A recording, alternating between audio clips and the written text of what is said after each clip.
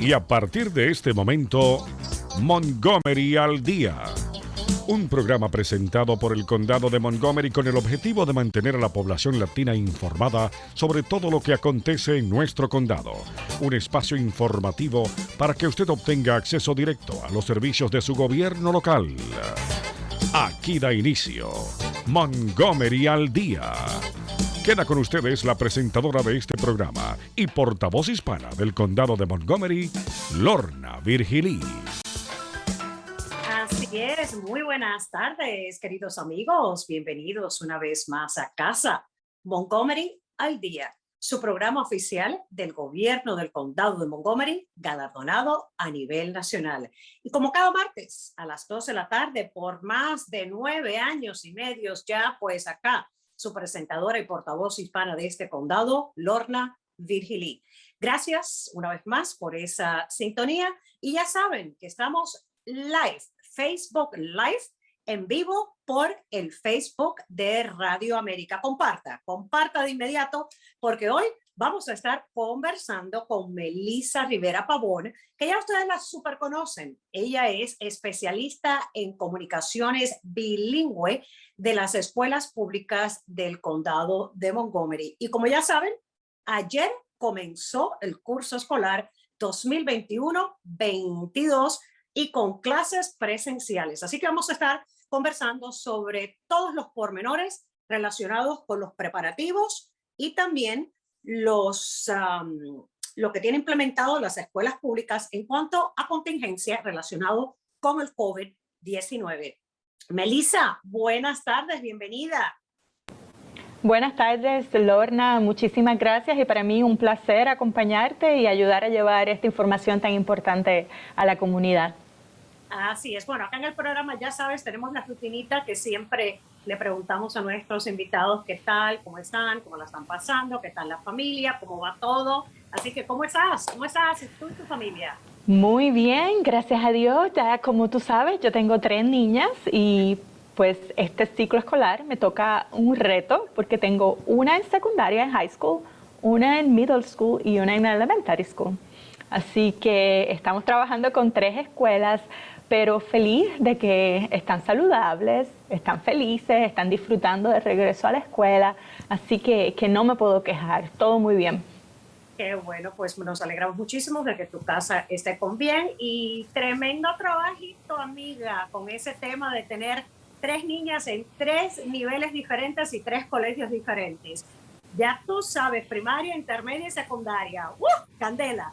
Bueno, vamos a entrar en materia. Como mencionábamos en la apertura, pues ayer fue el comienzo de las clases presenciales de las escuelas públicas del condado de Montgomery. Si fueras a resumir, cómo estuvo el día de ayer, ¿cuál sería la palabra que utilizarías? Mira, la primera palabra que se me viene a la mente es emoción. Y te tengo que decir que la emoción de los niños de estar de regreso a los edificios escolares, de ver a sus maestros en persona, de ver a sus compañeros de escuela en persona, es algo que es bien difícil de escribir, pero se siente, es algo que se siente en la atmósfera, se siente en el ambiente.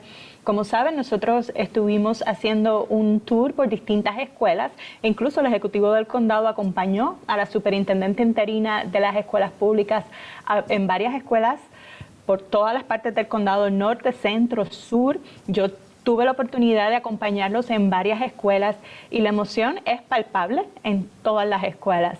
Y otra cosa que me llamó mucho la atención, Lorna, por un minuto, por ese tiempo que estuvimos en las escuelas, tal vez uno pensaría, bueno, los niños se incomodan con las máscaras todo el tiempo.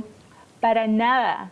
Yo diría que las máscaras fueron invisibles en ese primer día, porque la emoción y la alegría se proyectaban más allá de la máscara. Tú los veías en los ojitos, en su lenguaje corporal. Están bien felices de regresar a la escuela, de verdad. Y esa es la atmósfera que se siente, esa es la emoción que se siente y permea en todas las escuelas que estuvimos visitando. Qué bueno, me alegra muchísimo escuchar eso de que básicamente pues fue un día sin mayores acontecimientos y de que más allá de la preocupación del regreso a los colegios, a los edificios, a las aulas, pues que está el asunto de que los niños, los jovencitos, pues el entusiasmo aquel de que siempre es clave del regreso al colegio. Yo me acuerdo cuando era chica, el primer día de clases, pues no dormía la noche anterior, básicamente. Así que bueno, qué bueno, pero vamos a hablar, Melissa, del tema de lo que son las medidas de prevención y los protocolos existentes que tienen las escuelas públicas. Son 160,000 niños que regresan a las aulas por mucho distanciamiento, etcétera. Pues los jóvenes son jóvenes, los niños son niños. Vamos a estar de vez en cuando más cerca de lo que debemos. Es lo que es. Muchos de ellos sin vacunarse, los menores de 12 años de edad. ¿Cuáles son las medidas claves preventivas? Y después vamos a hablar de contingencia. Primero, prevención, recalcar para los padres.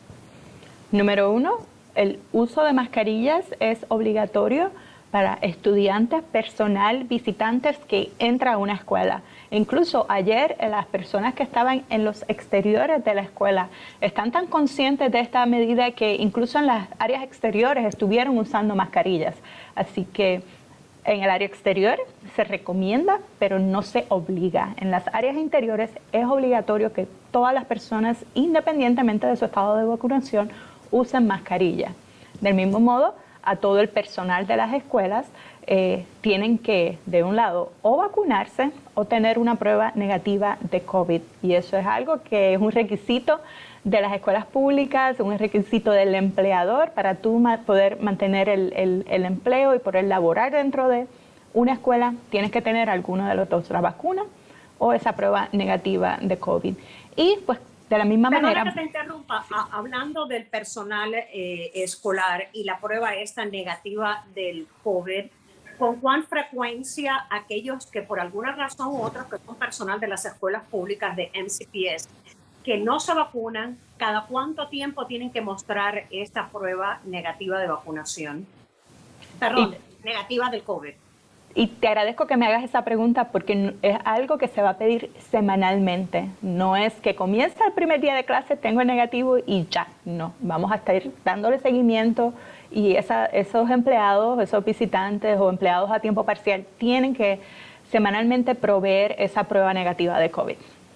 Ok, importantísimo eso. Vamos a hablar ahorita sobre los preparativos de responder a cualquier brote que ocurra en un colegio. Digamos, yo como padre, mi hijo dio positivo, está enfermo, me dio positivo del COVID. Lo primero es no mandar a los niños a clase, ¿correcto? Si se sienten un ¡achú! ¿No?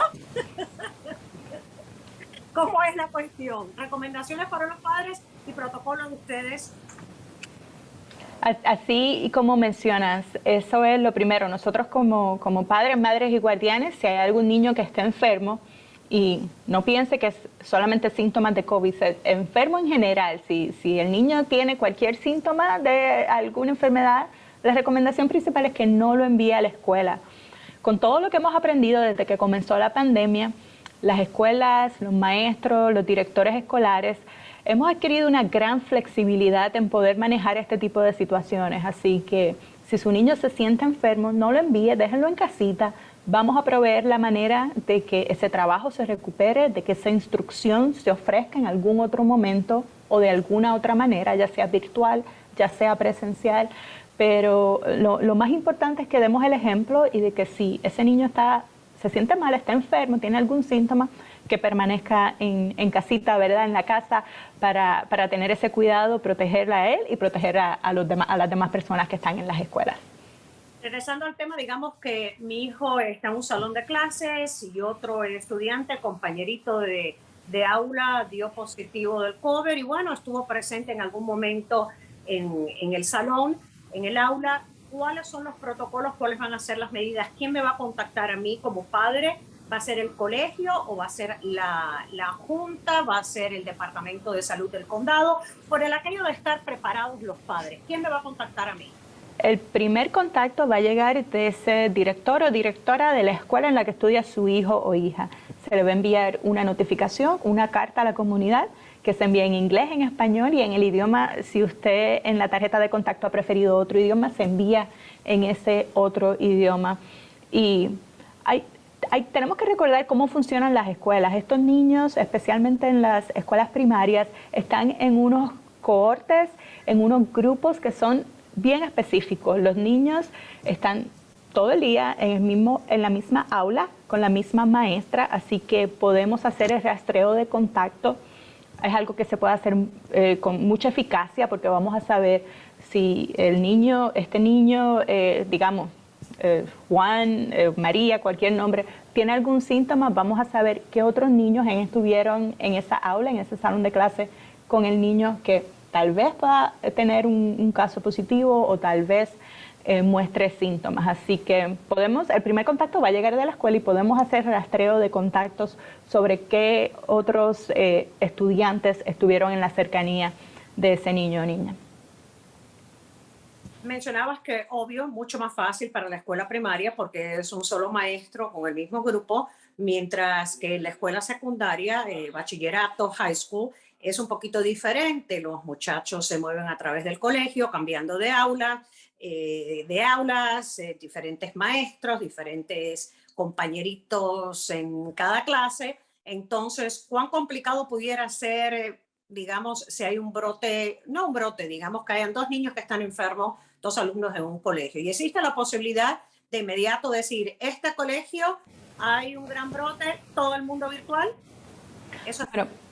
Bueno, la prioridad y por lo que nosotros vamos a trabajar es que se traten de mantener las escuelas abiertas la mayor parte del tiempo.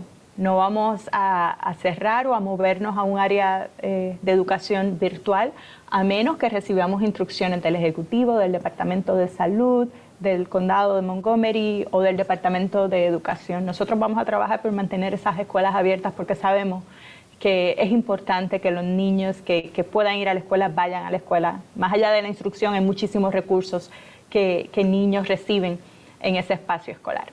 Pero regresando a tu pregunta, si hay algún brote de alguna clase, digamos que hay varios contagios en una sola aula o en un solo salón, tenemos los mecanismos y tenemos las herramientas para mover esa clase a un ambiente virtual. Si algo hemos aprendido de la pandemia es que podemos transicionar rápidamente de un formato presencial a virtual, y cabe destacar que durante nuestras visitas a las escuelas ayer, prácticamente todos los niños estaban usando su computadora, estaban usando sus herramientas tecnológicas, pero dentro del aula, pero dentro de la escuela. Así que vamos a mantenernos utilizando todas esas herramientas para, de un lado, que ellos estén preparados, que sepan cómo manejar todos estos dispositivos tecnológicos, que los niños saben muchísimo sobre cómo manejar esto, pero también que los maestros y que la instrucción esté virtual en caso de que la necesitemos.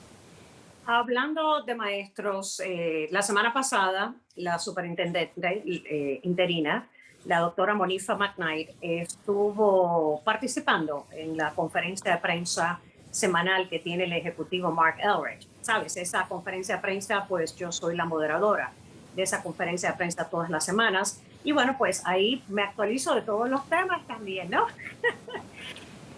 Mencionaba de que ahorita, para este comienzo de curso escolar, hay una escasez de unos 300 maestros en el sistema público. No es nada nuevo. Casi siempre al comienzo de año siempre hay algún tipo de escasez de maestros, de profesores. ¿Cómo le están haciendo cuando hacen falta 300 maestros en las escuelas públicas? Sí, como menciona, todavía hay una escasez de maestros. Ahora estamos haciendo lo que podemos. Hay maestros en cada aula, pero también hay mucho apoyo de asistentes de maestros, para educadores, que es como le conocemos. Pero nuestro Departamento de Recursos Humanos y Desarrollos ha estado reclutando maestros por las pasadas semanas y continúa en ese ciclo de reclutamiento, porque si bien hay maestros que se retiran, que deciden moverse a otras áreas, así que el proceso o la intención de reclutar maestros no para, se continúa a través de todo el año. Pero una de las prioridades de la doctora Monifa McKnight es que cada salón de clases tenga un maestro preparado, y eso se está haciendo. Hay salones de clases que tal vez necesitan 2 maestros y estamos suplementando con un asistente de maestro, con esa persona que ya está a punto de tener esa licenciatura para poder ejercer la profesión de maestros. Estamos adiestrando, proveyendo los recursos para que pueda terminar los estudios, las horas o los créditos que necesita y que pueda continuar y mantenerse trabajando con nosotros. Cupo en las clases. Vamos a hablar, porque siempre se habla del overcrowding en los clases, la sobrecapacidad de estudiantes dentro del salón de clases, igual que en los propios colegios, ¿no? Hay colegios que tienen una población más elevada estudiantil que otras en otras zonas. ¿Cómo se lo está haciendo con el tema de los salones de clases, la cantidad de estudiantes y también aquella medida preventiva que es un poquitito de distancia entre tú y yo? Sí, bueno, sabemos que como mencionas, hay algunas escuelas que tal vez están un poco sobrepobladas y estamos trabajando siendo creativos en el uso de espacios disponibles. Hay algunas escuelas que están utilizando los espacios del gimnasio o de la cafetería para poder tener un poco más de distancia entre los estudiantes. Otra cosa que pudimos ver durante las visitas a las escuelas el día de ayer es que hay muchas escuelas que están utilizando los espacios al aire libre para la hora de almuerzo o de merienda. Y esto pues no tan solo ayuda al distanciamiento físico, pero también ayuda un poco a la salud mental y bienestar de los estudiantes, de poder tener esa pausa, ese receso, poder salir afuera al aire fresco, quitarse la máscara mientras están consumiendo alimentos. Sí, esa iba a ser la próxima pregunta porque obviamente el tema del almuerzo al aire libre pues ha sido un tema que ha estado dominando todo el espacio informativo, sobre todo por parte de los medios de comunicación en términos como una de las posibilidades, ¿no? Para eso, salud mental y también un poco de distanciamiento. Lo que había dicho la directora, la superintendente interina, era el tema de que estos es la decisión de cada plantel, de cada colegio, dependiendo en su capacidad, sus espacios, esto y lo otro. Sabemos si ya son 209 colegios, ¿verdad? 209 escuelas, sí. 209 escuelas. ¿Sabemos si la mayoría están implementando, por lo menos ahora que el tiempo está más o menos bueno, implementando el almuerzo al aire libre? La mayoría de ellas sí lo están haciendo, siempre que tengan la capacidad y el espacio para poder estar en ese espacio exterior. Y como mencionas, es un tema que ha estado muchísimo en los medios y es por algo que muchos padres han tal vez demostrado preocupación, expresado su preocupación al Consejo de Educación y al liderazgo de las escuelas. Y en ese sentido se están trabajando con las escuelas para maximizar esos espacios al aire libre, esos espacios de recreo. La mayoría de ellos sí lo están haciendo siempre que, de un lado, las condiciones del clima, del tiempo lo permitan, y de otro, que el espacio esté disponible, que sea un espacio seguro, ¿verdad? Que también los niños podamos asegurarnos de que los niños van a estar en un espacio controlado, seguro, pero la mayoría de las escuelas sí lo están implementando. Hablemos un poco del tema de la vacuna.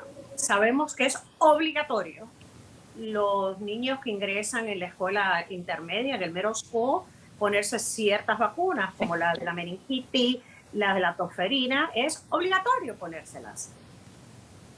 Los padres que piensen, bueno, si esas son obligatorias, ¿por qué no es obligatoria la del COVID para los de 12 años en adelante? ¿Sabemos cuántos alumnos están vacunados de esos 160,000 de los que son elegibles, mayores de 12, para vacunarse? ¿Sabemos cuántos están vacunados?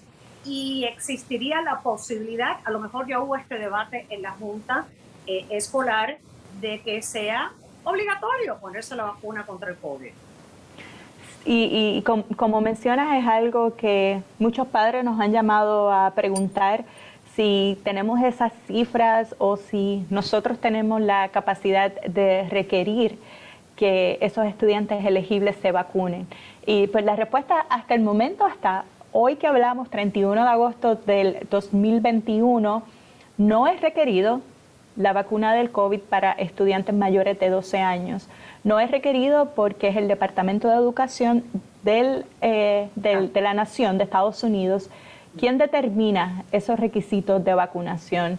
Del mismo modo también el Departamento de Salud de los Estados Unidos. Hasta el momento ese requisito no ha sido expuesto, no se ha expresado, así que nosotros como distrito escolar, por muchísimas consideraciones, como por ejemplo la ley IPA, no podemos pedir información específica relacionada a la salud de ese estudiante. Algo un poco similar con el estatus migratorio. Nosotros no pedimos ningún tipo de documentación o hacemos ningún tipo de preguntas sobre el estatus migratorio de los estudiantes. Por ahora, así que esa vacuna no es requerida, pero nosotros exhortamos a los padres, estamos ofreciendo la información a los padres, estamos motivando a los estudiantes a que se pongan la vacuna o que tengan esa conversación con su familia para que los vacunen. De hecho, una de las iniciativas que fue muy efectiva fue un concurso de anuncio de servicio público que lo hicimos en colaboración con el gobierno del condado. Sí. Exacto, que es un anuncio de jóvenes para jóvenes, exhortándoles a que busquen la información, se informen, se orienten y finalmente se pongan la vacuna, porque es lo que nos beneficia a todos. Vamos a hablar, hablando de las vacunas, antes de transicionar, quería recordarles a usted que nos está escuchando que estamos conversando con Melissa Rivera Pavón, quien es especialista bilingüe de comunicaciones de las escuelas públicas del condado de Montgomery, y estamos haciendo una pequeña actualización sobre los protocolos existentes y también, bueno, hablando sobre ese primer día, esta primera semana de regreso a las clases dentro de los planteles, las clases presenciales de las escuelas públicas. Hubo mucha oposición, igual que también hubo mucho apoyo al regreso al colegio, pero ya 160,000 estudiantes de escuelas públicas del condado de Montgomery regresaron a las aulas en el día de ayer para darle comienzo a este año escolar 2021-2022. Hablábamos de las vacunas. Ustedes han estado proveyendo algunas clínicas de vacunación en algunos planteles, en algunos colegios. ¿Será esto algo que va a continuar a través del año escolar dentro de las escuelas, de algunas escuelas? Sí, ese es nuestro plan, poder continuar con estas clínicas de vacunación. Desde temprano el verano incluso desde el final del pasado ciclo académico, desde mayo de este año, comenzamos a ofrecer esas clínicas de vacunación en las escuelas en coordinación con el Departamento de Salud y Servicios Humanos del Condado de Montgomery, y es sencillamente una manera de poder acercar esas clínicas a la comunidad y poder tenerlas en un lugar accesible para la comunidad. Lo estamos haciendo, el pasado viernes lo hicimos en la secundaria Paint Branch, vamos a continuar haciéndolo en los centros de transporte, de esos autobuses escolares, para que es una manera de poder llevar esas clínicas y esa información a la comunidad y que las personas se sientan cómodas sabiendo que si van a recibir la vacuna lo van a hacer en la escuela, y tratando de eliminar esas barreras de acceso que puedan tener ciertas comunidades. Y recordándole también a usted que nos escucha que el condado de Montgomery, a través de nuestro Departamento de Salud, pues se continúa ofreciendo no solamente la vacuna gratis, no importa el estatus migratorio, sino también las pruebas del COVID-19 continúan siendo gratuitas. Para más información, usted definitivamente puede ingresar en montgomerycountymd.gov, y en el renglón de búsqueda puede poner vacuna si busca vacuna, o puede poner prueba si busca hacerse una prueba. Se nos va agotando el tiempo, pero hay dos componentes que quería conversarte. Hablemos de los autobuses escolares, porque sabemos que los autobuses, caramba, yo me recuerdo así, mirando el teléfono, entre 2, 3. ¿Cuáles son las reglas de los autobuses escolares? Dos puntos importantes sobre los autobuses escolares. Primero, definitivamente, las medidas de seguridad y esas directrices para nosotros los conductores cerca del autobús escolar. No importa en dónde usted esté, si hay un autobús escolar en una carretera principal recogiendo o dejando niños, se tiene que detener. La única excepción, y son excepciones limitadas aquí en el condado de Montgomery, es que si usted va en el carril contrario y hay algún tipo de barrera en el medio de esos dos carriles, del carril, digamos, si el autobús va al norte y usted va al sur, si hay algún tipo de barrera o física entre medio de esos carriles, no se tienen que detener. Pero para las personas, por ejemplo, en la 355, que hay varias escuelas, si usted ve un autobús detenido que va en la misma dirección que usted va, recogiendo o dejando niños, deténgase, por favor. La seguridad de esos niños es nuestra prioridad. ¿Y cómo sabe si el autobús se va a detener? Que los autobuses están armados con cámaras que te le toman la fotita y le manda la multa a vuelta de correo. ¿Esa multa está en qué ahora? ¿Como en $2.50? En $500 aumentó. Aumentó a 500, ¿verdad? Sí. Y si te para el policía son $7.50. No Así $7, son $750 si es el policía quien te pilla llevándote el alto del autobús escolar. Ojo con eso. Gracias por recordármelo. Así es. Si ve las luces amarillas o ámbar en el autobús escolar, es que pronto se detiene. Cuando ve la luz roja, deténgase, por favor. Así que ese es el anuncio, uno de los anuncios, el anuncio principal de los autobuses escolares. Y el otro anuncio que tenemos es para todas esas personas que tal vez le interese formar parte de nuestra familia de conductores de autobuses. Estamos reclutando, necesitamos más conductores de autobuses, necesitamos conductores de autobuses bilingües que hablen español, que entiendan a nuestros niños hispanos y latinos, así que le exhortamos a que por favor pueda entrar a nuestra página de internet o le puedo dar un contacto directo de la persona que está a cargo de manejar ese grupo de personas interesadas para conductores de autobuses. Rápidamente tengo por aquí el número de teléfono. Su nombre es Abigail, o Abby, como le decimos acá en MCPS, Abigail Martin. El número de teléfono es el 240-740. Discúlpeme por aquí. 2845. Ahí puede pedir que se comunique con Abigail Martin o con el Departamento de Transporte. Hay muchísimos beneficios. Si usted piensa que no puede conducir ese autobús escolar, no se preocupe. Le ofrecen el adiestramiento para que pueda tener esa licencia de conductor de comercial o CDL, como se conoce comúnmente por las siglas en inglés. Pero pues, si le interesa, le exhortamos a que solicite y que nos ayude porque necesitamos más conductores de autobuses. Perfecto, 240-740-2845 es el número telefónico y nos queda un minutito más o menos, Melissa, para concluir. Cuando vayan a poner en cuarentena, ya sea a un profesor, a cualquier empleado de las escuelas públicas o algún estudiante, ¿cuál es la cuarentena obligatoria que están exigiendo las escuelas públicas? Bueno, nosotros no vamos a exigir cuarentena. La cuarentena la determina el Departamento de Salud y Servicios Humanos del Condado de Montgomery. Nosotros vamos a seguir con el protocolo de comunicar, que es nuestra principal prioridad. Le comunicamos a todo ese grupo o esas familias que estuvieron tal vez en contacto cercano con la persona que pudo haber dado positivo para que hagan su diligencia, hagan sus pruebas de COVID y entonces según lo que le indique su proveedor de salud o el Departamento de Salud y Servicios Humanos del Condado de Montgomery, haga esa determinación individual de haber algún caso masivo o algún caso de contagio múltiple en un aula específica o en un salón de clases, pues entonces ahí vamos a trabajar mano a mano con las autoridades de salud local y seguir su recomendación, porque nosotros somos expertos en educación y en instrucción, pero bien en medidas de salud y seguridad. Corresponde al Departamento de Salud.